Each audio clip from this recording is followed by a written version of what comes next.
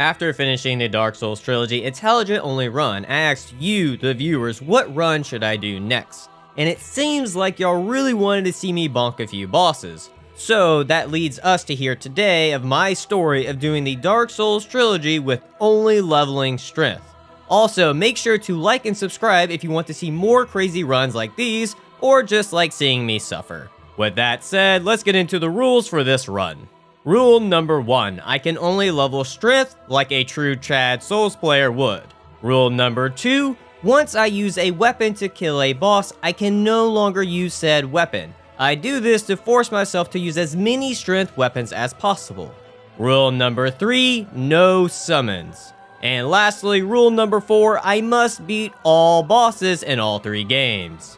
With the rules done with, it's bonking time. Starting off for the class, I go with the prize since it lets me start with the club and gives me 11 dex, which will cover most of the strength weapons dex requirements. Once waking up in my cell, I find the club just chilling on the ground. How convenient. So the reason I decided to mod in the club for the start was so that I would be able to kill the Asylum Demon and get the Great Hammer. Now, yes, I could have done this with black fire bombs, but I wanted to use weapons to kill the bosses and not consumable items. So with that said, I shoved my wood up the Asylum Demon's ass, proving size doesn't matter to get the job done.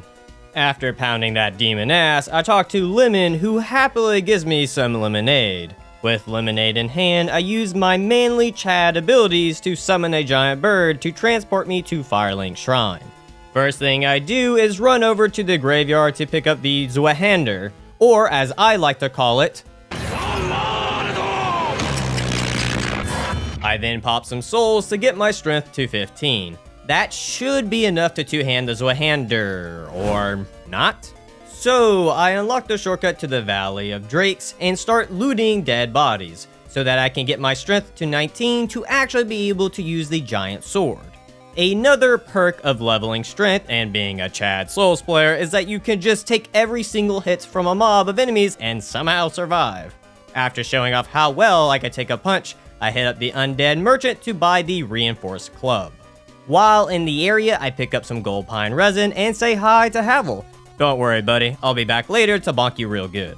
Once done flirting, I pick up the Grass Crest Shield for stamina recovery, headed on over to Andre to buy the Cesta since that's the only thing I can afford at the moment, and chatted on over to the Asylum to take on the Stray Demon.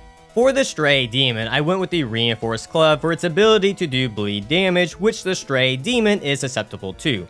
Even with this weapon being at +0 and me not having that high of strength, the club's bleed damage does 30% of the boss's HP, so it only took 8 procs to take down the thick boy. I then ran past the Black Knight crying, knowing that I won't be able to use their weapons because of their damn 18 dex requirements. Back at Firelink Shrine, I get my strength to 26 and then use the excess souls to buy the battle axe from Andre. Then something sad happened. I died on the way to rescue Lothric, but worse, my game crashed when using the death counter, which ended up causing my second source recording to stop, and unfortunately at the time I didn't realize this, so the rest of the DS1 run, chat, and the death counter will be shown. I'm really sorry about this, but now I know in the future what to do if my game crashes while recording. With that said, I kill Lothric for his ring and take on the Bell Gargoyles. For the Gargoyles, I went with the Battle Axe since it has decent base damage at +0, and combining it with the Gold Pine Resin allowed me to be able to stun lock the Gargoyles with only 2 hits, which made it easier to get multiple hits off. The poor bastards never stood a chance. Once done chopping up some Gargoyles, I sneak past a red Drake to get the Claymore, the Zweihander's baby cousin. While in this area, I chat up with a fellow Chad and we talk about protein shakes, deadlifting PRs, and how we like showering together in the men's locker room. I then head over to Darkroot Gardens to get the Wolf Ring to help with poise. Also, recently I came across a new way to get to the Capra Demon shortcut. If you climb up the ladder above the shortcut and stop at the top, your character will just stand on top of the ladder, which then you can just walk to the left on over the pile of bricks until you fall through. From here, just go where the spiral staircase is and walk on out to your left, and you can skip doing the jump skip. Much safer and faster if you're okay with doing some minor glitches. With the shortcut now open, it's time for the Capra Demon. For this fight, I went with the Claymore since I didn't want to waste the Zweihander on this fight. As being the bright naked man that I was, I went in with no Estus, which I almost pulled off, but the Capra demon just nipped me, but I wouldn't let that little flesh wound stop me. So I charged back in and showed them the might of my medium-sized sword. With now having the Depth's Key, I saved Laurentius and showed the Chancellor my big sword. Poor guy couldn't walk for weeks afterwards. With the Chancellor out of the picture, I could have a 1v1 with the Gaping Dragon. As you can tell, I went with the Zweihander for this fight. And I did this for one simple reason: easy tail cut. By cutting off the Gaping Dragon's tail, I can get the Dragon King Great Axe. I think the name alone gives away it's a strength weapon. Now, the Zweihander is a great weapon, especially for NPC invaders, but I still have not upgraded any weapons yet, so it took me a minute to kill the boss. Once done with the Gaping Dragon, I leveled my strength to 31 so that I can now two-hand the Demon's Great Hammer and still have 20k left over for the Crest of Artorias. I then decided to give the Butcher a good old spanking to find out how much I like sacks. Butcher sack, oh yes. Yes. Finally. Yes. Yes. It's what I've been waiting for. The RNG gods are good. After that lovely moment, I grabbed the large ember, buy the Crest of Artorias, join a cult run by a cat, and exhaust Shiva's dialogue so that he moves to Blighttown. On my way to Blighttown, I hit up Laurentius for the Pyromancy Flame. Once in Blighttown, Maneater heard about my sack and had to come check it out. To her surprise, I also had a big hammer. After giving Maneater a good bonking to, she dropped the Butcher's Knife, and while down here, I made sure to get the Great Club and Power Within.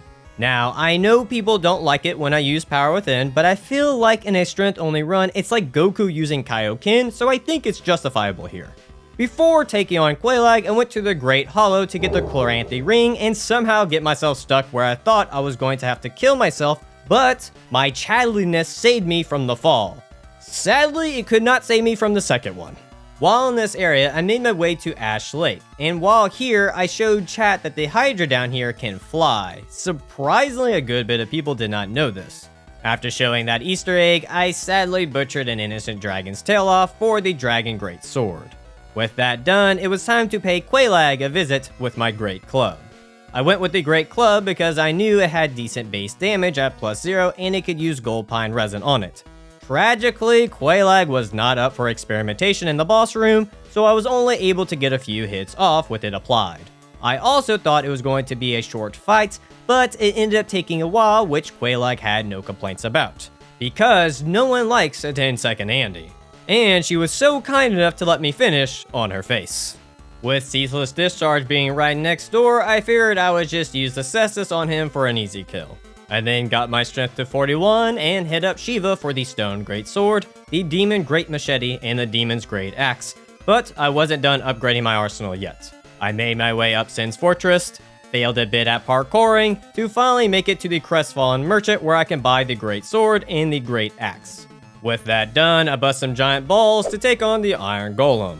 For the Iron Golem, I went with the Demon's Great Hammer because I figured it was fitting to fight a giant golem with a giant hammer.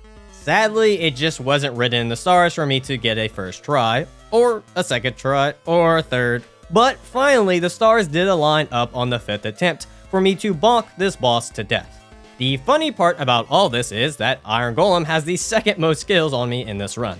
With that sadly earned win, I leveled my strength to 45, do some successful hardcore parkour for the Silver Knights to just bullet me off a ledge. I guess the game figured it's been a minute since I died here and needed to re-experience it. Once inside, I found my shower buddy, steal all of Havel's armor and Dragon Tooth, and finally upgrade one of my weapons to take on Ornstein and Smo. For this fight, I went with the Demon's Great Axe for its A in strength scaling. This first fight, I was doing amazing. I was dodging both bosses' attacks while hitting Ornstein at every possible chance I got. Then, when Ornstein was one shot away from death, I went for a roll attack to have Smo shove his crutch into my face, knocking me down, leading to a ping-pong attack between the two bosses, leading to my death. I guess it wouldn't be in a Kane video if I didn't choke at the last second. Figuratively and literally. Round 2 was just horrible. I was smacked left and right at every chance possible for me to somehow pull through and kill Ornstein. Normally in the second phase, I would bait out his butt slam attack, but with how slow this weapon is, it just wasn't worth it. So I just stuck with using the pillar tactic to bait out an overhead attack to beat the fat bastard. I then got the Lord Vessel from Guinevere, bought the Crystal Greatsword from Donald and some gold pine resin, and then farmed for the large club. Once done farming, I upgraded the Butcher Knife to +3 and made Moonlight Butterfly Sushi. With Moonlight turned into Sushi, it was time for Sif. For Sif, I went with the Dragon King's Great Axe for its high base damage, and more importantly, because I wasn't in the mood to upgrade any other weapons at this time. Tragically though, the first round went to Sif. The Dragon King's Great Axe did decent damage at +0, but the real cool thing about this weapon is that it has a weapon arch where it does a mini almighty push. Great for dealing with multiple enemies or killing a dog that's on its last leg. After committing a deadly sin, I get my strength to 50, hit up Andre to get the Greatsword to +5, and run on over to the Demon Ruins to realize I forgot to place the Lord Vessel. You would think with over 600 hours in this game I would know better. So I backtracked and placed the Lord Vessel for me to take on the Fire Sage. I figured with me practically being in hell, I should use Guts' Great Sword. Unfortunately, the Fire Sage heard in my last run I gave a freebie to the Stray Demon and wanted a piece of that action. I don't know why I thought a +5 weapon with 50 strength and power within would do more than 400 damage, but just like Guts, I didn't let being under power stop me from taking on some oversized demons. With one demon slain, on to the next. For the Centipede Demon, I went with the Dragon Great Sword because I was broke and didn't feel like grinding for upgrades. This is a fight where I should have died at multiple points, but somehow didn't. I am not joking, I do not know how, but every time I got smacked into the lava with low health, I was able to survive to keep getting some chip damage in, to the point of actually winning. Sadly though, at this time I forgot this weapon had a weapon art, so I ended up not using it in this fight. With the Centipede Demon defeated, I bare-fisted the Bed of Chaos. I know bare fist seems to be a cop-out, but as I have proven, they are a viable weapon in this game. I then level my strength to 58, do a bit of roll quitting to take on Gwendolyn, and you can already guess why it went with the Crystal Great Sword for this fight. With this fight being a glorified hallway simulator, it didn't take too many hits to smack the femboy to death. That's what happens when you're a toothpick. He should have watched some Ziz videos for those gains and become a Chad femboy. After bullying a demigod into working out, I head on over to the painted world of Ariamis. Also, I don't know if I have mentioned this before in a previous video, but you can actually skip a good portion of this area by just walking off the bridge to open the shortcut, and you can do the same thing at the bridge with the undead dragon on it. Once done doing all those skips, it was time to show Priscilla my large club. You might be thinking I picked the large club just for the dirty jokes, and you would be 100% correct. Of course, with the club's A scaling and strength, it did great damage at +0 and didn't take too many bonks to finish off Priscilla. After pounding Priscilla, I leveled my strength to 62, upgraded my Great Axe to +5, and ended up in a prison for all the dirty jokes I made so far. 100% worth it. While making my grand escape, I ended up taking another attack that would kill a non-Chad, but tragedy struck when the snake people learned a Chad's weakness: being on top. A Chad loses all of his powers by being a bottom. Look at what happened to Khal Drogo after he was a bottom for one time. He died, and I think that's enough evidence to prove my point. Once regaining my powers, I was ready for Seath the Scaleless. I of course went with the Great Axe Body Spray, because Seath is weak to manliness, but I am weak to having a giant crystal up my ass.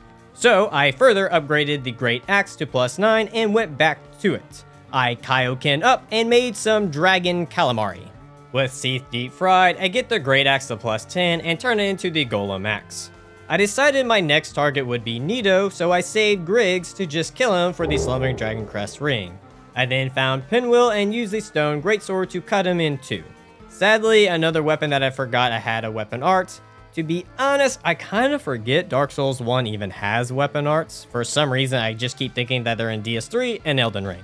After that quickie, I grabbed Scully and traded him in for the Fog Ring.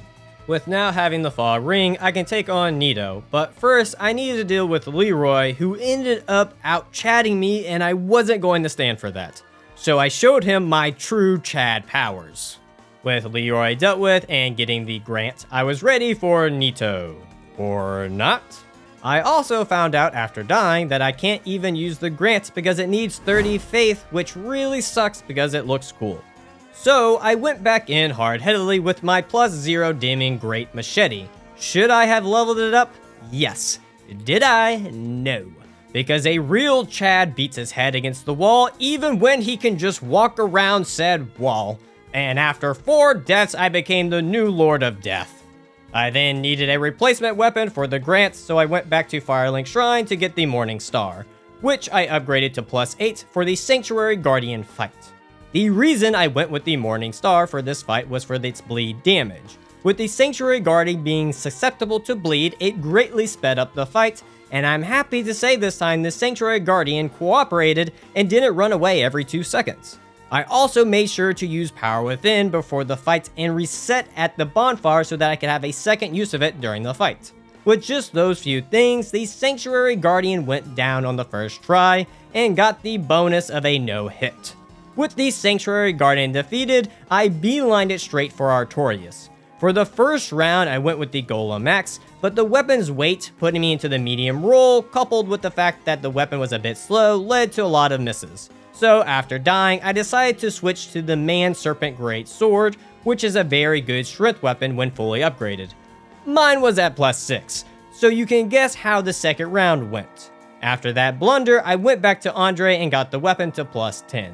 Should I have gone it to +15? Probably, but I didn't feel like doing all that work. With the weapon now doing more damage and having okay speed of roll attacks, Artorias went down on the third try. After beating Artorias, I got my strength to 71, hit up the giant blacksmith to turn my demon's great hammer into Smo's hammer, and immediately use it on the giant. Unfortunately, I needed to kill the giant for his hammer. Funny enough though, after running up the stairs, I could just spam shoot him with the golem's axe weapon art, and he never came at me, which also made me feel more bad because he didn't even put up a fight. After committing a crime equal to killing Sif, it was time for Manus, Father of the Abyss. So for this fight, I went with the Golem Axe because I wanted to save Smo's hammer for Calamite and Dragon Tooth for Gwen. I have fought Manus many times, and I know his moveset in and out, besides one attack. I normally do this fight with the Silver Pendant, but at this point, I wanted to start not using it. The predicament with this is that I have never learned how to dodge his shotgun attack, which ended up causing me to lose my first try because I thought I could just roll through it, but not with a medium roll, you cannot. It wasn't until my third attempt where I finally solved it. All you have to do is when you see the attack is run to the side and jump as he shoots it to avoid it. With now knowing how to dodge all of his attacks, I had no issues taking him down on the third attempt. Right after beating Manus, or Manus as Liza P likes to say it, I realized I completely forgot about the Taurus Demon. So I went to Andre to buy another strength weapon, and I went with the War Pick. I buffed it with Gold Pine Resin and made quick work of the big guy. After that close call, I found Havel and bonked the living shit out of him like I promised I would. I did this to acquire the Havel's ring, which I will need to use with the Smo's hammer, so I am not encumbered by it. With that done, I was ready to smash a dragon like the donkey that I am. I decided to go with Smo's hammer for this fight because of its high base damage. I was only able to get it to +2 and it was doing good damage to Calamite. With the overwhelming force of Smo's hammer and my countless hours of me fighting this damn boss in previous runs, led to an easy no-hit first try. It pays off dying to a boss for over 9 hours straight sometimes. With Calamite out of the picture and only 2 bosses left, it was time I faced the 4 kings. For this fight, I went with the level 1 run weapon of choice, the Blacksmith's Giant Hammer. It has good damage, but it has lightning damage, which is great for the 4 kings since they are very weak to lightning. Unfortunately, with the weapon only being at +3, it didn't do as much damage as I was expecting it to, and being overly confident I could swing the weapon faster than I could led to me dying twice. Luckily, on my third attempt, I finally remembered all you have to do is walk around them to the right and you can just sit on their backside smacking away, and combine this with a nice time roll, I was able to beat the 4 kings. With only Gwen left, I decided to just get my strength to 99, throw on Havel's armor, and finish this in true strength build fashion. Let's just try helmets and legs? I think it's time for the pants to come off. Perfection. With the power of having my ass out, with Havel's helmet and a +2 dragon tooth, Gwyn didn't stand a chance on my 8th attempt against him. Not a bad run in Dark Souls 1, took me about 10 hours to finish with only 49 deaths, and yes, the death counter at the top right is wrong. I made sure to fix it for DS2. With that said, time to see how Dark Souls 2 is with only leveling strength. Starting off, the class I went with was the Swordsman class. Now, I know this seems weird, but I will be needing these 16 dex since a lot of strength weapons in Dark Souls 2 have pretty high dex requirements. Once done making my character, I am then told by some old ladies that I will die over and over again. Sadly, I did not prove them wrong. After having my future told to me, I hit up the merchant hag to get my first strength weapon, the hand axe. I then immediately go upstairs to get myself a second one because 2 hand axes are better than 1. I then did the bomb skip on my first try, which I am really proud of. Tested out power stancings with the hand axes on some fools, and then picked up some aromatic ooze. Back at Majula, I pay Mr. M a visit, and y'all don't need a fortune teller to tell you what's about to happen. Once having the XP armor set, I use the strongest strength weapon in all Souls games, Gravity. After killing Dragon Rider, I use his souls to get my strength to 21. Now being a bit buffed up, I was ready for the last giant. For this fight, I of course power stance with the hand axis while using aromatic ooze for extra damage. This is where I learned power stancing attacks take up a lot of stamina. I guess it's a fair trade-off, big damage for more stamina. But even with that small challenge, it didn't take too many hits to kill the last giant. After going full Viking mode, I hit up the hag again to buy 2 clubs to go full caveman mode. I then use a ferrous stone to get the Calanthe ring because I'll be needing all the stamina recovery I can get. With that done, I headed to No Man's Wharf to get Guts Greatsword and to pick a fight with the Flexile Sentry. My only option at this point was to use the clubs, but I was okay with that since armor enemies are weak to strike damage. Sadly, going full caveman here meant I had to deal with a caveman's kryptonite, swimming. I was trying to bait out the boss's jump attacks for easy hits, but disappointingly they never did, which wasted a lot of time leading to the water to rise and eventually leading to my death. On my second attempt, I switched to just using a single club to help with the stamina consumption and went straight in swinging, going full UNGA BUNGA mode, and sure enough, not thinking and just bonking earned me the win. With the Flexile Sentry taken care of, I get my strength to 36 and buy some battle axes from the blacksmith. I then farm the Old Knights with the Great Sword to get the Old Knight Ultra Great Sword. I also learn at this point the Con Artist moves to Majula after you beat the Flexile Sentry, which made getting rid of her a bit of a challenge. But after a few deaths, I got the job done. With now having access to Huntsman's Copse, I was able to take on the Skeleton Lords. I chose for this fight to go with the Old Knight Ultra Greatsword for its long sweeping attacks to deal with the horde of skeletons, and just like Guts, when he is face off against 100 soldiers, I just started swinging like a madman to lop off the heads of the Skeleton Lords. Oh, I also found out you can backstab the main 3 lords, so that was cool to learn. After beating the Skeleton Lords, I hit up T-Swift to have her move to Majula because I'll be needing to buy a lot of Time Knight shards from her in this run. Once done chatting, I upgrade my axe a bit, get the Royal Soldier's Ring to increase equipment load, and take on the Pursuer. Tragically, the first round didn't go so well. In the second round, I was more prepared this time with my mighty battle axe, and made sure this time to actually run around to its right side for an easy win. After beating the Pursuer, I use the souls to buy the Cat Ring so that I can access the gutter to get the Great Club. I then switch directions to No Man's Wharf to get the Bandit Axe, to then redirect back to the gutter to get the Bandit Great Axe. If you can't tell, I wing my runs a bit. I then upgraded some of my weapons a bit and decided I was ready for the Rotten. What I wasn't ready for was when him being able to one-shot me with his left arm. This ended up leading to a bit of a losing streak. I ended up dying 7 times. The real worst part was at this time I was being invaded and poisoned non-stop before the fights, so I ended up using Alt F4 to force the invader away, but come to find out, if you force quit the game, that also stops the second recording in OBS. I don't know why, but it does. Luckily, it was only for about an hour of the run, so chat will be up on screen for a bit. Murphy's Law can be a real bitch sometimes. Moving back to the fight, I chose to go with the Bandit Great Axe because I figured it would do a lot of damage and would easily cut off the Rodden's arms. The trick to winning this fight was just running back and forth, baiting out any of his attacks, and with a little bit of a pick-a-boo strategy, the stinky fella went down. With the Rodden slain, I leveled my strength to 59, headed on over to Macduff's to light the torch inside to be able to get the Craftsman's Hammer, head up the dude stuck under some rocks to buy gold pine resin, which I will constantly come back to restock up on.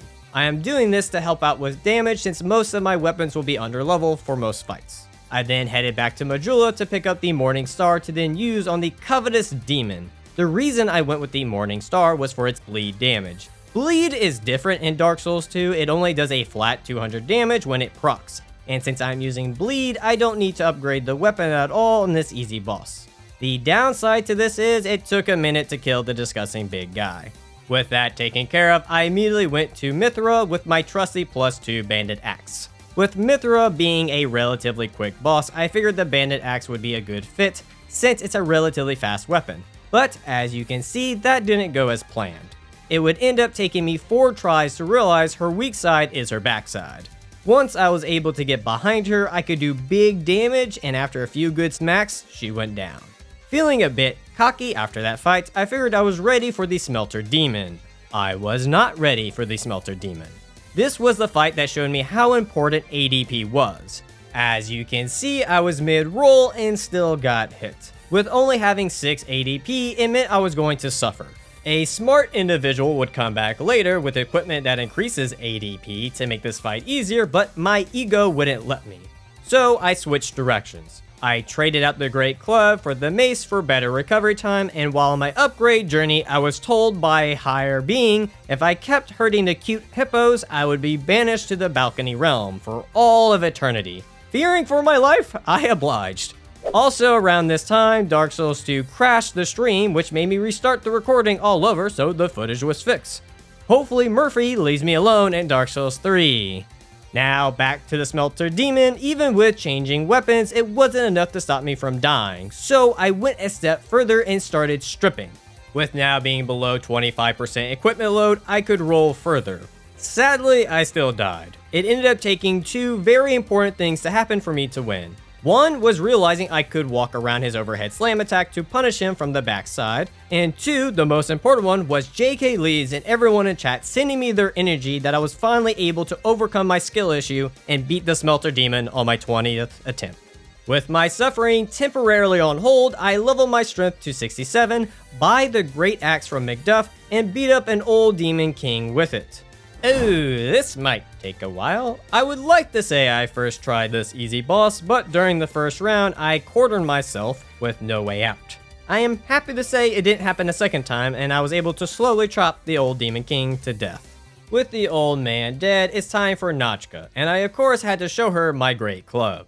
I was also happy to see Nachka was more accepting of trying new things in the boss room. Helps keep the relationship healthy. I'm not going to lie, I took the easy way out here and just got her stuck on some wood to hit her with my wood. I also found out you can break her tail. I honestly thought DS1 was the only one with tail breaks, but sadly no weapon dropped from cutting it. Either way, after breaking her tail, she died from a good time. After that quickie with Nachka, I hit up the Spice Guide to buy a fragrant branch of yore to experience my first foursome, which apparently the Royal Sentinels were not happy about. For this fight, I went with the Craftsman's Hammer for its strike damage and its high counter damage. In all honesty, I should have first tried these guys with the Craftsman's Hammer. I was doing insane damage to them. I also learned after you kill the first Sentinel, you can just walk to the corner of the edge, and the next Sentinel that pops up will miss its attack, leading to easy hits. Unfortunately, it wouldn't be until my third attempt until I would win, but I did no-hit them for the first time, so that was cool. At this point, I was starting to run low on weapons, so I headed on over to Iron Keep to get and Lost Bastille to get the large club. I then upgraded my greatsword to +6 to fight the Belfry gargoyles. I went with the greatsword since I knew it would do good damage, but more importantly, it could hit multiple gargoyles. The sad part is that it barely happened. I spent most of the boss fight running away for dear life, hoping I wouldn't die, and smacking a gargoyle every now and then. Surprisingly, this worked out well for me and kind of fitting for Guts' sword because Guts in the manga takes massive beatings in most demon fights, but still comes out the victor. After somehow first trying that fight, I leveled my strength up to 78, upgrade the Zweihander to +5, grabbed the Bastille key, lit both fires, and took on the Lost Sinner. For the Lost Sinner, I went with the Zweihander thinking the long reach of the weapon would help out. In the end, it did, but not at the beginning. I found the easiest time to get hits off on her was after she did her thrust attacks. The thing is, the Zweihander, or all Ultra Greatsword's two-handed roll attacks, slash up and to the left, which led to me whiffing most of my attacks because the sword would just go over her hitbox. Some of you are probably thinking if I just locked on, it would hit. If that would be the case, that wouldn't explain how I was able to do the exact same thing when one-handing it and be able to hit her, and literally with that simple change, I was able to beat her on my 4th attempt. After beating the Lost Sinner, I had some chores to do. First, I freed the boss weapon-making guy and traded in some souls for more weapons. I hit up Ladder Guy for the reinforced club, freed Crow Lady to use her later for more boss weapons, grabbed the Grim Axe from the Doors of Pharos. I then basically eradicated the dwarves and the lion people for the Grim Great Hammer and the Lion Great Axe. Feeling like I needed more stamina recovery, I pick up the Calanthy Ring +2. I then hit up my drinking buddy Gavlin, who after spending 6,000 on him, he will give you the Grim Great Axe. Farm peasants for their clothes, picked up the Dragon Slayer Crescent Axe outside the Shrine of Winter, and finally joined the Company of Champions to farm old knights for 25 Allstones to trade in one by one for some reason to get the first Dragon Ring. With all that done, time for some optional bosses. So my thought process for using the Smelter sword was using its R2 for the fire explosion, but I did not take into account weapon durability. So I had to quit out and retry again without spamming R2. The real shocker was the low damage at +0, which actually made this fight slightly challenging. No worries, no world first here. I was able to blow up the Mohawk Rat before that could happen. Next on the list is the Executioner Chariot, who I ended up dying to 5 times. Well, 1 time to the horse and 4 times to the damn skeletons. I went with the Lion's Great Axe for this fight because of its short range. I knew if I used my Greatsword or Ultra Greatsword, it would interfere with killing the Necromancers, and I needed a faster weapon to kill them to not get gank. But apparently, that didn't stop me from dying. Once I finally got to fight the horse and not get screwed by RNG, I was able to win the fight. After the chariot fight, I figured I would go back on track with the mandatory bosses and pick a fight with a cult. Once again, I went into another boss fight with a boss weapon at +0, and it did not do that great of damage, even with Gold Pine Resin applied to it. Which is interesting to see because in Dark Souls 1, most of the boss weapons did pretty well at +0, but it seems here they really want you to upgrade the weapons to be strong. But I wasn't in the mood to grind, so I just slowly beat the cult members to death with my giant slab of rock. With the cult out of the way, I moved on to Sister Freya, Sister Frida's adopted older sibling. Freya was a walk in the park with Dragon Slayer Crescent Axe. I simply chose this weapon because it can attack faster than most bigger weapons, which is very useful in this fight for hitting and running circles around the boss. Simply bait out the beam attack and smack her backside for an easy kill. I was then greeted by Aldia in his own weird way. With all the Lord Souls collected, I was only left with Drainlake Castle, where I met up with Ghost Dude to buy a Lucerne. And if that was said wrong, I blame Google. I then learned if you kill Scorpion Dude, he'll give you the second Dragon's Ring, which means I did all that grinding for nothing. But my learning was not done yet. I also learned before the Dragon Riders fight, there is a secret bonfire. I'll be honest, I would have never found this without chat telling me.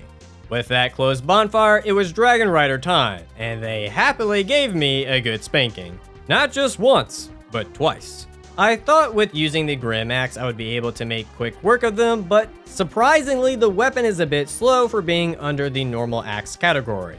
It did great damage, I just wasn't expecting it to have the speed of a great axe. But after getting my bearings with the weapon, I was able to take out the 2 lovebirds on my 3rd try. After that fight, I further upgraded some of my weapons and picked up the Old Knight Hammer. With those 2 things done, I was ready for the Looking Glass Knight. For this fight, I went with the Grim Great Hammer, and have to say, this is probably one of my favorite weapons, or even possibly my favorite weapon I used during this run, and I'm not just saying that because it's just a giant anvil strapped to a stick. This weapon's R2 attack is a spin attack that can hit the enemy 2 times in a row, and it's not a slow spin either, it's actually pretty quick, which helps with doing big damage and being able to get away afterwards.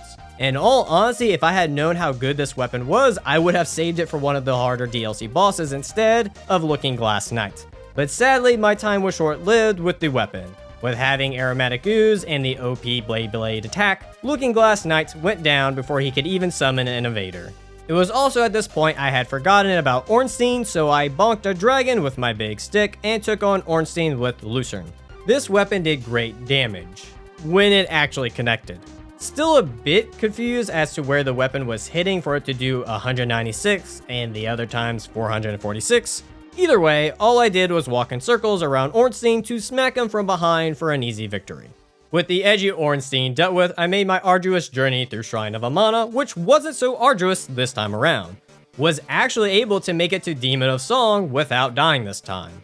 For Demon of Song, I went with the Grim Great Axe because I didn't know what else to use at the time and I didn't want to part ways with my large club yet. Part of me thought this fight might be a bit difficult, but I found out during it if you keep a medium distance from the boss, you can get it to repeat its body slam attack, which just leaves it wide open to be hit. So I just kept manipulating the AI until it died. I then hit up Boss Weapon Guy to get the Chariot Lance and hit up Crow Lady for some more boss weapons. After adding some new weapons to my large arsenal, I went pay Velstadt a little visit, where I have a question about this fucking slam attack because frame by frame, I am not too sure how I got hit by it besides the hammer's hitbox extends past the weapon itself. On top of that, I learned the Old Knight Hammer doesn't have that much durability and it broke on my 4th attempt, which led to me learning if a weapon breaks in Dark Souls 2, it does no damage, which is not something you want to learn when the boss only has 5% HP left, but you can't kill it because your damn weapon is broken. Simply, fuck durability. So I learned to bring some repair powder and was able to beat the Tin Man on my 6th attempt. After that fiasco, I moved on to another fiasco, the damn dog rats. This fight was fucking hell. Not because of the actual boss, no, because of these little fuckers right here. If I didn't somehow kill them all in one go, they would instantly toxic me and take off half of my health, which just meant I was going to die. And I did 17 times to be exact. It wasn't until my 18th attempt with the Archdrake Mace that I was finally able to kill all the rodents and fight the damn dog 1v1, where I just made sure to stay on his backside to avoid his attacks and get hits in to finally end my suffering.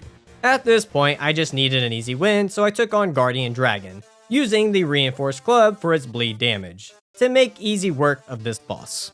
I was then challenged by the Dragon Guard to a duel. He found out the hard way how big my club is. Jokiness aside, I really like the large wooden club weapons in Dark Souls 2. They are super great for dealing with NPC invaders, any enemy that can just be flattened, and most of their attacks are relatively quick. Which is why I still haven't used the large club on any bosses yet, because I really like having it to make traversing a lot easier. But enough about how much I like my big stick, time to move on to the next fight. Before taking on the Ancient Dragon, I find the map guy and kill him for his helmet, which will give me +2 dex while wearing it. The reason I needed to do this because I need 18 dex to use the Barbed Club, which is my weapon of choice to use on the Ancient Dragon. I think y'all can already tell from the name alone, this weapon can deal bleed damage, but it can also be buffed. So I used Rotten Pine Resin to inflict poison onto the dragon, and once the poison procced, I switched to Gold Pine Resin. This was a tricky fight, believe it or not. With how slow it went, it meant that Ancient Dragon would do his Giant Breath attack, but luckily the strat to find his tail and run to it paid off on my 7th attempt. But with the poison and bleed, I was able to take down this giant HP sponge. With the Ancient Dragon down for the count, I headed into the Giant's Memories to get the Giant Warrior Club and use said Giant Warrior Club on the King of Giants because nothing's more ironic than killing the King of Giants with his species' own creation. I was also happy to learn this weapon also has the Beyblade attack, so I of course spin to win like a true barbarian strength build. I then learned that the 3rd Dragon Ring was at Dragon Shrine, so I made sure to pick that up as well. So here's something interesting. If you take one of the pigs at Brightstone Cove and lead it all the way to the entrance to the Spider Shrine, it will eat the shrooms there, uncovering the pig's axe weapon. How in the hell did anyone figure this out? I have no clue. With now becoming a Gen Z Minecrafter, I made my way to Iron Keep to get the Dexterity Ring and the Simpleton's Ring, for me to take on a giant creeper. I'll be honest, I didn't have a reason for using the pickaxe against Fume Knights besides shits and giggles. The weapon pick might have been a joke, but the pickaxe was putting some work in. I was weaving in and out of attacks, dealing great damage for not using a bright bug. The flow of the fight was just going so well that I was confident that I had this in the bag. And then, with only 3 hits left to win, I pressed the roll button too late and ended up getting one-shotted. I would be lying if I wasn't a bit devastated by this, but I figured I would get it on the next try. Nope, well, how about the next? Okay, maybe, oh, okay, fuck me. Sadly, I went on a pretty big losing streak, dying 18 times. Honestly, I have no clue how I did so well the first try, but kept struggling every time after that. But, fortunately, it was only 18 deaths to finally win. I have been in a lot worse situations, trust me. Needing a breather after that ringer, I killed Vendrick with a scythe I found in Iron Keep. At this point, I knew I needed to start upgrading my boss weapons, so I started farming the dragon guys behind the paintings in Aldius Keep for petrified dragon bones. With now having upgraded boss weapons, I decided to use Pursuer's Ultra Great Sword to take on Blue Smelter Demon. I figured with this bad boy maxed out, it'll do big damage. Or not, it should be fine. With my prior experience and now having ADP, it won't be a problem. I was pretty much right. With having ADP, it made dodging his attacks easier, and with learning how to run around his attacks, I quickly got his health down. I also noticed that the Blue Smelter Demon's tick damage is way higher than the Red Smelter Demon. Honestly, I didn't see a need for that. Melee has it hard enough as it is. Either way, a little tick damage won't stop me, but a fucking wide-ass slam sure will. It's always when I'm a few hits away from first trying the boss, I die. Tragically, I did not beat the Smelter Demon on my second attempt, nor my third attempt. It wouldn't be until my 10th try that I would finally survive long enough to finally kill the blue ball bastard. With the Blue Smelter Demon put down, that only leaves her alone for the old Iron King's DLC. The first round didn't go as planned, but the second round was much better. I decided to go with the Lost Sinner's Sword since I figured its long reach would help in this fight. What I did not know about this weapon is that after every attack you land, you take damage. Why? I do not know. Because from what I can see, I don't see any real trade-off for this. But even with that handicap, I just made sure to pay attention to my HP and strafe to the right to make quick work of... what? The worst part about this is, if I would have had full HP, I would have survived this attack. But it's no biggie, I was able to get him on my next attempt. With the old Iron King DLC done with, it was time for Ilium Lois to fight an oversized cat. For this fight, I went with the Iron King Hammer. I figured the fire damage would help, plus you can use resin on it. This fight was very straightforward. I just baited out Ava's jump attacks to roll to the right and then smack her.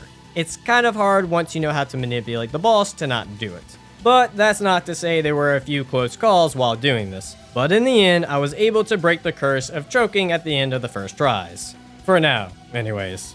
With Ava taking a catnap, I agreed to raise an army to fight the Ivory King, which then unfreezes the area for me to get the Vessel's Shield, which will be very important later on. I then visited the Crow Lady to get some more boss weapons and hopped on down to take on the Ivory King and his bitches.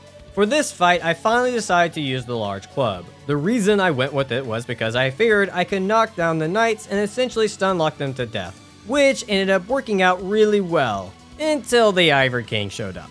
On a few attempts, I got really close to killing the Iron King without using a bright bug, thanks to my knights distracting him and for the fact that the large club could easily poise break the Ivory King. But sadly, every time I got close, I ended up dying. So I finally decided to just put my pride away and use the bright bug to make this easier. And sure enough, on my 6th attempt, I was able to DPS the bastard to death. Part of me really wanted to win without it, but a part of me also wanted this run to be done with. With that said, let's move on to Lud and Zalin. I chose to go with the Butcher Knife for this fight since it's one of the faster weapons and has an A scaling in strength, which was the best call I could make because if you can believe it, I actually first tried Lud and Zalin. It looks like all that suffering from my last run paid off.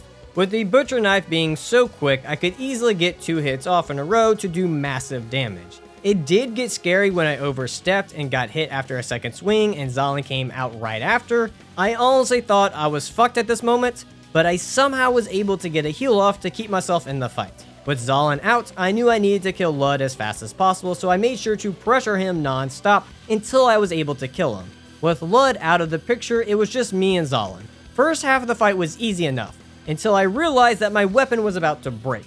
So to try and get more DPS, I popped another Brightbug to see if it would do the trick, but sadly it did not. So I decided instead of starting over, I would use the blue Smelter sword to finish off Zalin.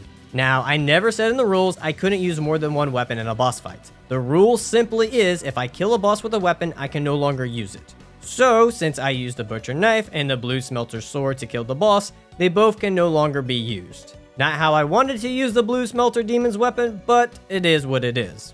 Moving on, time for a bit of a boss rush. First up is Alana, where I chose to use the Chariot Lance for this fight. I went with this weapon for its fast poke attacks to deal a lot of damage in a short period of time. With only 2 hits, I was able to dish out 1200 damage, which made this fight go by quick. It also helped that she summoned the skeletons first and not Velstadt. Now, towards the end of the fight, she did try to get him out, but I wasn't going to let that happen, so I poked her to death. It's like I say, nothing a good poke can't fix. With Alana poked to death, I realized I was running low on weapons, so I headed over to Dragon Shrine to get the Drake Keeper's Great Axe and Dragon Tooth. With now having Drake Keeper's Great Axe, I was ready to fight a dragon. Apparently Sin heard I was on a first try, winning, and made sure to put a stop to that.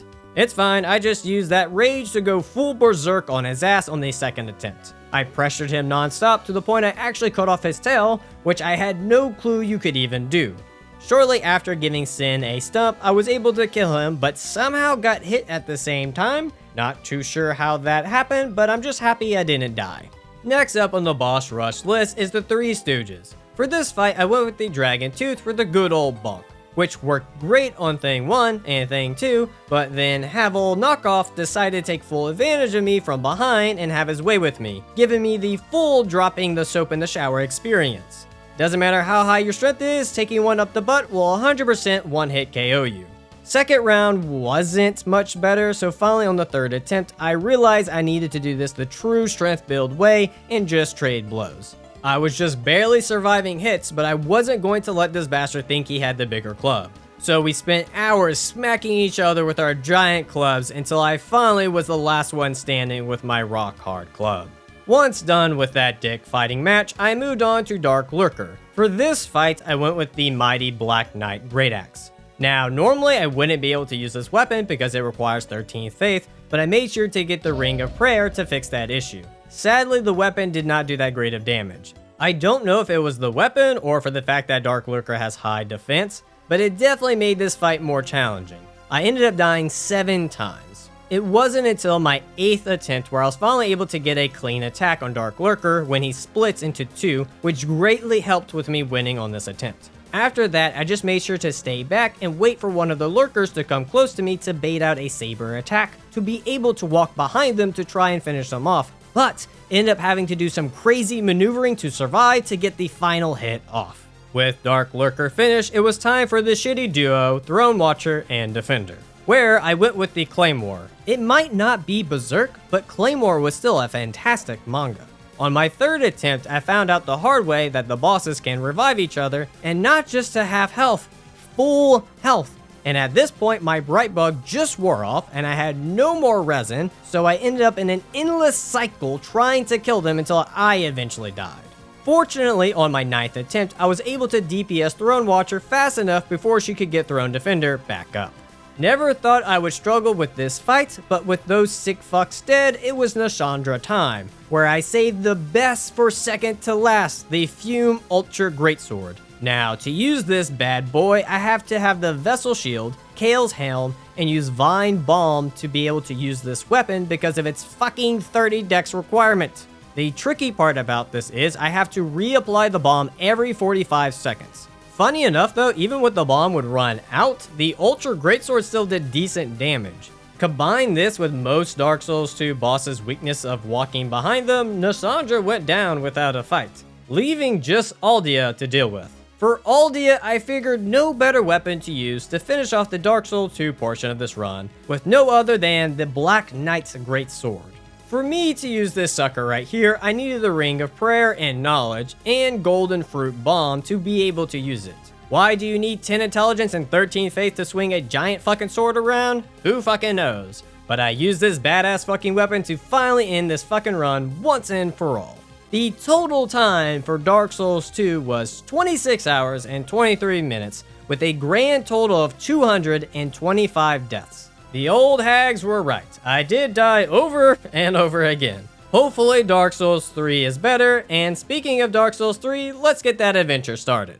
Starting off with the class, I went with the Knight for having high vigor and having 12 in dex. Dark Souls 3 is the same as Dark Souls 2, where a good amount of strength weapons require a decent amount of dex. With the class picked, I start my journey off by taking on a giant crystal lizard because there's nothing more manly than fighting a giant monster in your consoles. And if you don't know what that Cajun word is, it is underwear in Cajun French.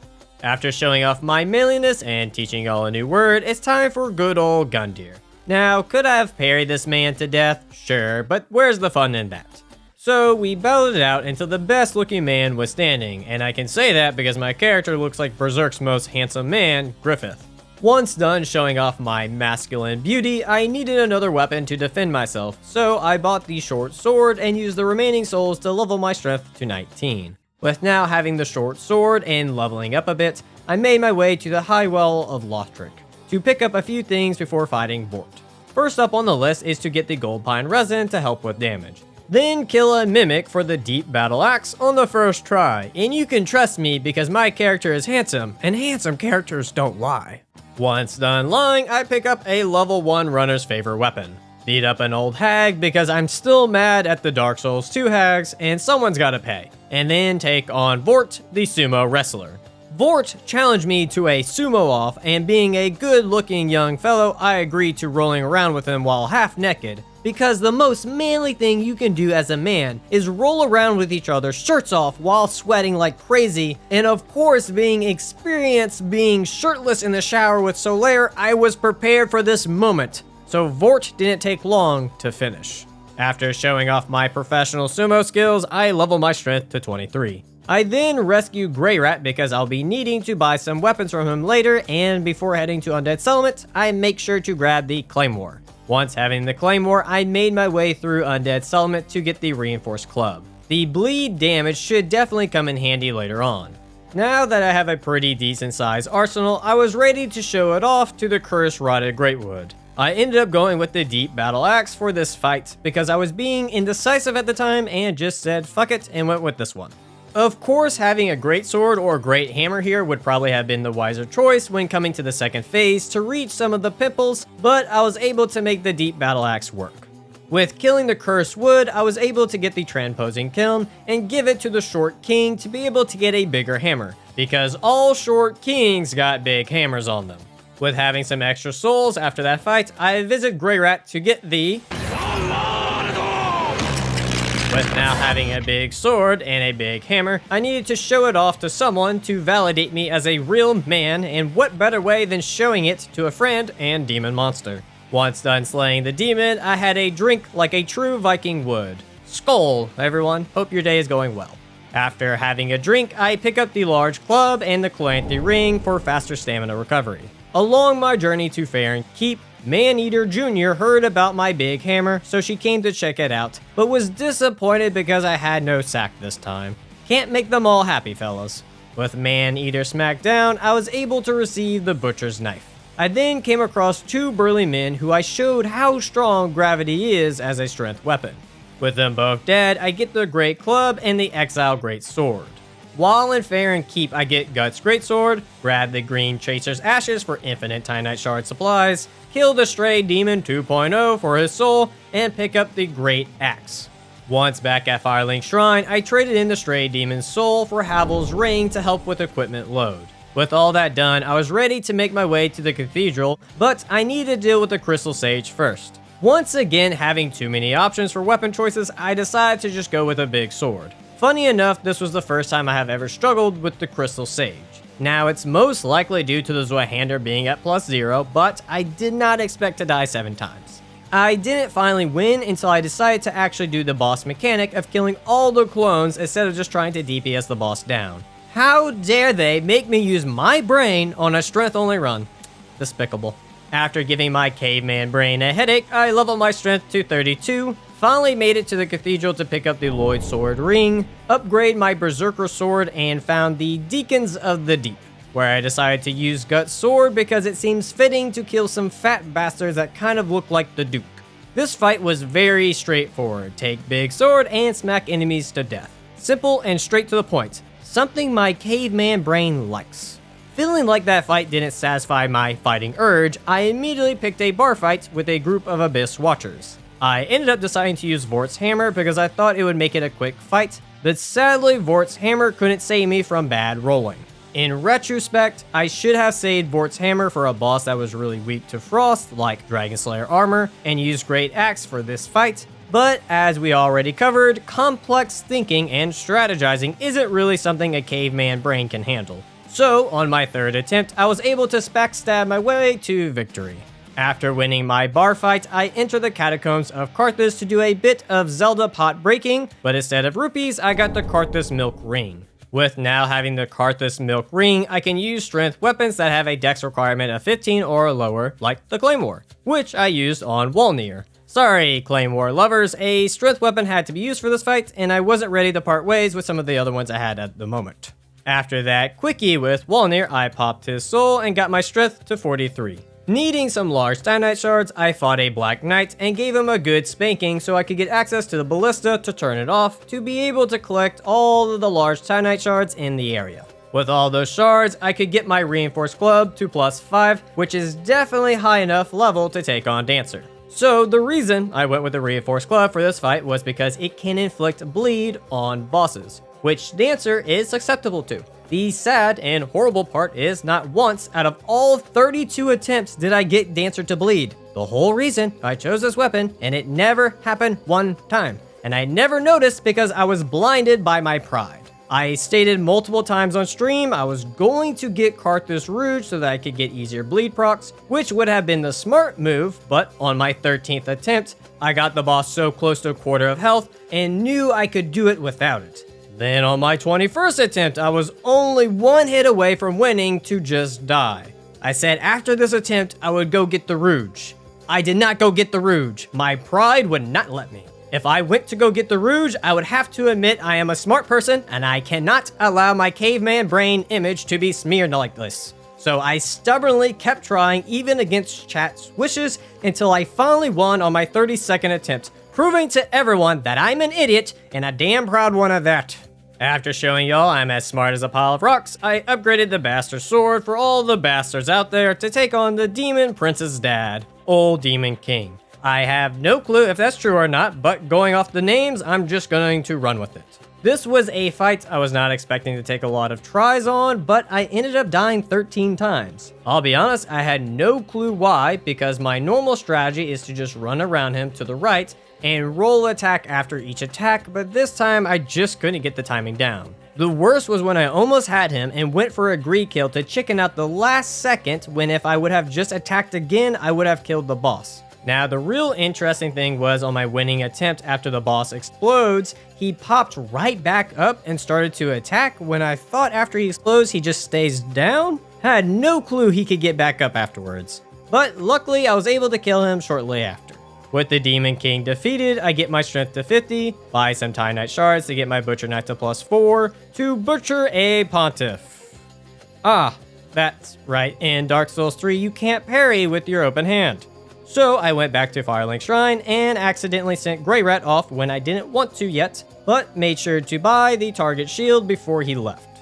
I then upgraded my Great Club to +2 to smack Pontiff in the face with because everyone knows Pontiff's real weakness is to big clubs. Also, as you can see, Murphy decided to be a little bitch again, but no worries, it was only for about an hour of game time footage, so about a minute of video footage. Shit luck aside, I decided to just parry Pontiff to death. The real crazy thing here was the amount of damage the Great Club did on the Visceral with it only being a +2. I can only imagine what it could do if it was fully upgraded. With Pontiff dead, I pick up the Easterner's Ashes to be able to buy large Titanite shards, which I used to upgrade the mace to +4. Needing more resin to help with damage output, I went back to the dungeons to get Xanthos Ashes so that I could buy as much gold pine resin as I want. With all that prep work done, I decided I was ready for Aldrich. Or not. So I went with the mace, hoping with being able to swing fast, I would be able to get out of the way of danger while doing okay damage, with it being at +4 and using gold pine resin. Unfortunately, I still don't really have the timing down for this fight, so I ended up missing a few timed rolls, leading me to die 4 times. Also, I fixed the recording at this point, and I am happy to say there were no more issues after this. With me doing okay damage and finally learning Aldrich's attack patterns, even though I really didn't want to, I was finally able to beat Aldrich. After being forced to learn Aldrich's fights, I pick up Smo's hammer, Grey Rat's ashes, and turn in the ashes to be able to buy Lautrec's Knight's great sword. I then pop some souls to get my strength to level 58, I further upgrade my weapons, and move on over to Father of the Year, Osiris. Starting off with Osiris, I went with the Great Axe thinking it would be a good matchup. But the dodge roll attack of the weapon was so short it kept missing Osiris, which led to me getting frustrated with the weapon, and after dying for the 4th time with it, I decided I had enough and was going to go all out for this fight. So I infused my large club with a heavy gem and got it to +9 because I was not fucking around anymore. Another important thing that helped during this fight was remembering to stay behind Osiris during his second phase. By doing this, Osiris will most likely just do his tail attack, which is really easy to dodge, and if he does his charge attack, it will just miss, so you just have to follow him and stay on top of him for an easy win. With Osiris clubbed to death, just like how his child was, and don't be mad at me for that line, that's just a factual statement. I kill Knight Slayer T for a few Knight's Ultra Greatsword, punch a dragon in the face like a real Chad would, level my strength to 64, buy the Lloyd Shield Ring to help from being one-shotted, upgraded some more weapons, and take on Daddy Dragon Slayer with my big hammer. Or on second thought, I'll be taking his hammer. I went with Smo's hammer for this fight because I figured the stagger damage would help with getting easy hits in, which I was right for the most part, but for the other 6 deaths, I was not. Also, fuck the skeleton butterflies. Those guys are fucking son of a bitches. Interesting trick though that helped me was not locking on. I knew Dark Souls 3 has an okay lock-on system, so I normally use it, but I decided to go DS1 and 2 on this one and not lock on to see if it would help me out, and it actually did. Near the end of the fight, I switched back to locking on because my camera sensitivity just wasn't fast enough to keep up, and I got scared for a second. But thanks to not locking on and some well-timed R2 attacks, I was able to take down Dragon Slayer armor. With Daddy dealt with, I traded in his soul for Dragon Slayer Great Axe and farmed Cathedral Knights for the Great Sword, which I decided to use on Yorm the Giant. The reason I went with the Cathedral Knight's Greatsword was for its length. With how long this sword is, I would be able to hit Yorm's head with it after baiting out his slam attack, which would deal good damage but lead to easy breaks to do a visceral. The only tricky part was aiming it properly. I found aiming to the left of his head, I was able to consistently hit it. With just that simple tactic, I was able to take Yorm down, but with one boss down, on to the next. And it so happens to be Yorm's cousin Gundyr, because how else can we explain how tall he is if he doesn't have some giant blood in him?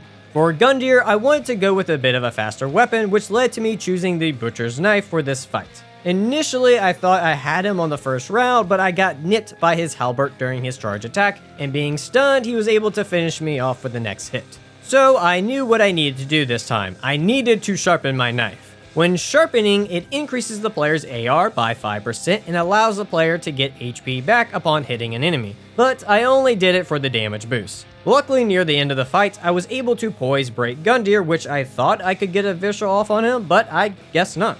Either way, after getting knocked down, I just waited patiently to dodge the jump attack to finish off the half-giant.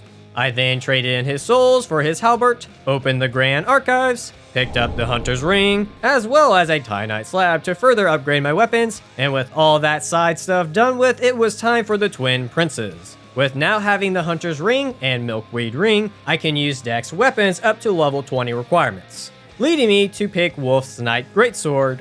But after my 4th attempt with the weapon, I wanted to try out a strength weapon I had not used yet, so I decided to try out the Exile Greatsword, which for being a great sword is surprisingly quick to attack with, which might just be because it's a curved greatsword.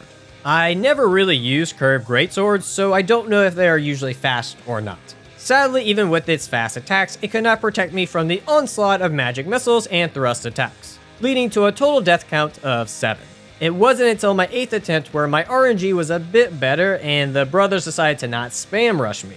Taking advantage of the opportunity that was given to me, I made sure to immediately get behind the brothers to hit both at the same time.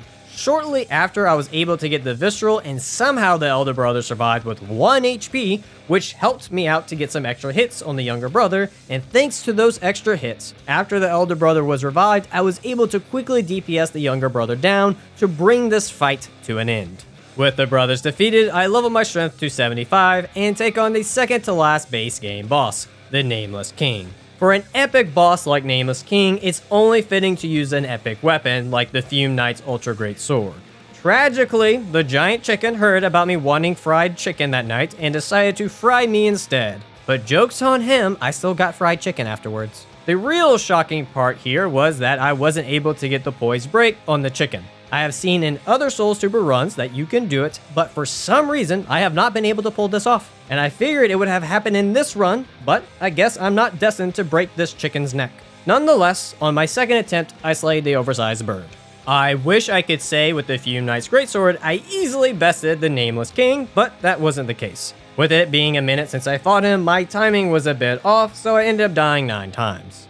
I thought the trick here would have been to play a bit more cautiously, but when I started to play more aggressively, I was actually able to get the poised break a lot sooner than I thought I could, which greatly motivated me to go full berserk mode. Any opportunity I saw to attack, I did, not caring if there was even a chance of being hit. It didn't matter if a god smacked me with lightning or hit me in the face with his giant lightning spear. All I knew was, UNGA BUNGA bitch. And that's how a mere human killed a god.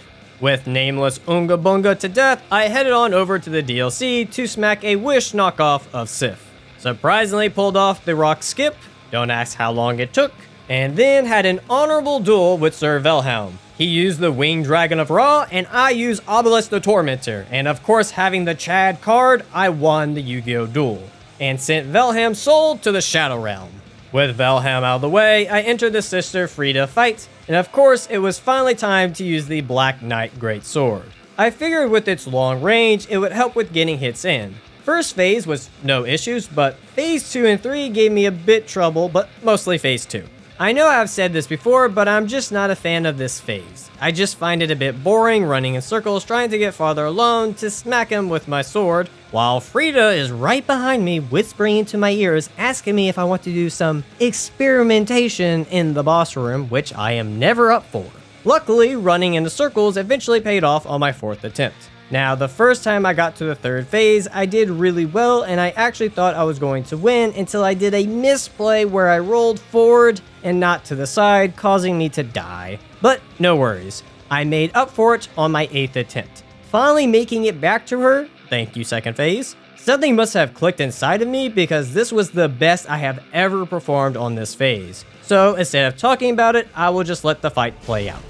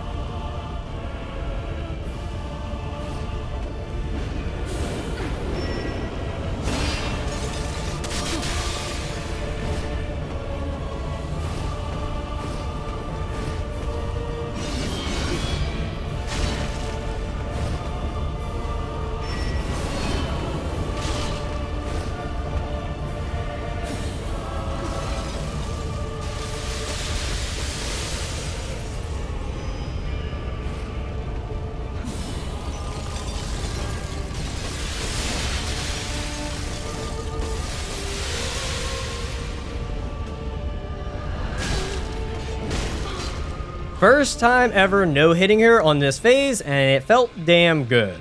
With Sinister Sign defeated, time for a bit of a boss rush mode. For the Demon Prince, I figured Lotrix Knight's Greatsword would be a good matchup until I realized the damn bosses has a 22% resistance to lightning, then I realized I fucked up. So I decided it was time to use my last Black Knight weapon, the Black Knight Great Axe. Not only did it do more damage, but it was able to get off multiple hits faster, which was great help for getting poise breaks for Viscerals to speed up the fight. Now, it did get spicy at times, especially near the end when I was out of Estus and got nipped by an attack, meaning if I just get hit one more time, I was finished. But, of course, cosplaying as a Black Knight meant I could survive until the last second and then kill the player. Well, in this case, the boss. Up next on the boss list is Midir. For this fight, I figured it was time to try out the Winged Knight Twin Axes. Which, in all honesty, this weapon did good, but for the life of me, I could not get Midir to his second phase with them. So I reluctantly switched to Dragon Slayer Great Axe. The reason I say reluctantly is because I used them for Midir in my boss weapons run, and wanted to use something else, but after the 10th death, I quickly changed my mind. The Dragon Slayer Great Axe is just such a great weapon for this fight. With its weapon art doing amazing damage to him, plus the reach of the weapon being able to hit Midir's head effortlessly, I can honestly say this Great Axe 100% earned its title as Dragon Slayer. Tragically, it wouldn't be until my 12th attempt until I would win. You can give the player a good weapon, but if the player isn't good, it doesn't really matter, does it? Let's see, up next on the list is Half-Light, which was a lot easier than you think. I went in with Gundir's Halberd. With Gundir's Halberd, I could easily keep my distance when hitting the Guardians and take both of them out, just leaving me to deal with Half-Light. For Half-Light, I usually just wait for him to do his bow attack to get free hits off and just run around until he does it again, but this time having Gundir's Halberd, I wanted to try out his weapon art after Half-Light does his hold weapon art. Which did work, but every now and then Half-Light would just dodge it and give me a scare, so near the end of the fight, I just went back to hitting him when he does his bow attack to finish him off. With that half-ass boss done with, it's Dad Bod Gael time. The first weapon I went with was the Ring Knight Greatsword. My thought process was, it being a dual greatsword, it would easily poise break Gael, but weirdly that was not the case. I also found the basic L1 attack when dual wielding to not be that great for this fight either. So after the third attempt with the weapon, I decided to change it up a bit and go for a weapon with a bit more speed like Winged Knight Twin Axes, which were really fun to use in this fight. The only thing that really wasn't that great was its Beyblade weapon art. It didn't do as much damage as I thought it would do. Unfortunately, just switching to this weapon wouldn't be enough to take down Gael. I was having a bit of an issue with his second phase, leading me to die 8 times. Fortunately, on my 9th attempt, I finally got his second phase down to enter his third phase. The third phase is usually a bit easier for me since I could just stay back and bait out his lunge attack combo where I can get about 2 to 3 hits in after, and with just a bit of patience, I was able to take out DS3's Dilf. With only 2 bosses left, that just leaves Gravetender. It felt wrong to not beat at least one boss with the Ring Knight Greatsword, so I made sure to use it for this fight, and it was a fantastic matchup. I had no issues taking out the dogs, and the L1 attack that wasn't so great for Gael was perfect for Gravetender since it would break his shield most of the time, or even armor through Gravetender's attacks to get hits in. The only part where I fucked up is I really wanted to kill Gravetender with the weapon art because it looks really cool, but it ended up having the reverse effect, and I ended up dying because of it. So I learned my lesson and made sure to just kill Gravetender normally the next round. For dealing with the wolf, I found taking advantage of his bite attacks by rolling forward was a great way to get hits in, and when he went into his second phase, I got lucky that he went for an ice blast, which set me up for one more hit to kill. So I just had to survive his dash attacks to win the fight. Thank you Strengths Build for making this fight a walk in the park. After beating 24 bosses, it was time to take on the final one, the Lord of Cinder. And I decided to go with Gael's Greatsword since I didn't get to use it in my boss weapon run. Shockingly, Cinder's was not horrible on this run like he has been in the past for me. Maybe I'm finally getting good at this game. Probably the only downside during this fight was Gael's Greatsword's reach. With it being a broken weapon, its reach isn't that great as other great swords, which meant I will be grinding up on that Cinder booty to get hits in. Which worked out great when Cinder was in his sorcery form, but not so great when he was in his pyromancy form. Luckily, his first phase never got me this time. Nope, sadly, it was the second phase. Usually I do better during this phase, but Cinder was having a field day poking me with his sword. It wouldn't be until my 5th attempt against the flaming armor where I would miraculously survive after being grabbed and then making sure to stay down afterwards to avoid the jump attack to then get a heal off. And thanks to that one lucky save, I was able to stay in the fight long enough and finally finish off this strength run once and for all. Whew! With all that done, that brings Dark Souls 3 runtime to 20 hours and 43 minutes and a total deaths to 144, giving us a total runtime of 57 hours and a grand total of deaths to 418. Hold on, I can fix this. 1 and 2, there we go. That brings my death total to 420. No better number to end on. With all that said, if you enjoyed this video and would like to see more like it, hit that subscribe button. At this time, I would also like to thank my channel supporters. If you too would like to support the channel or have your name in the video, you can click the Patreon link in the description or click the YouTube join button. I also from time to time stream my runs, so you can catch me streaming on YouTube or over on Twitch at Arcane Gaming. I want to thank you all for watching, and until next time, take care.